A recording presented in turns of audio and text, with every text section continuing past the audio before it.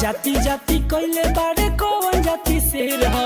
धरती पर बाड़े है निषाद के देन ह जाति जाति कइले बाड़े कौन जाति शेर ह धरती पर बाड़े है निषाद के देन ह।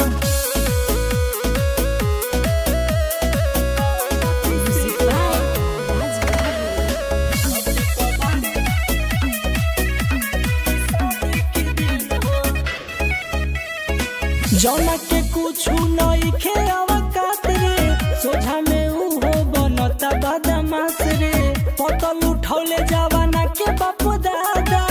ओकरो गुंडा बने के बाई राजा ओकरो गुंडा बने के बाई राजा जौना के कुछ नइखे अवकात रे सोझा में उहो बनता बदमाश रे पतल उठौले जवाना के बाप दादा ओकरो गुंडा के बाई राजा केस में बनल हमनी के जेल ह कि जाति जाति कइले बाड़े कौन जाति शेर ह धरती पर बाड़े है निषाद के देन ह जाति जाति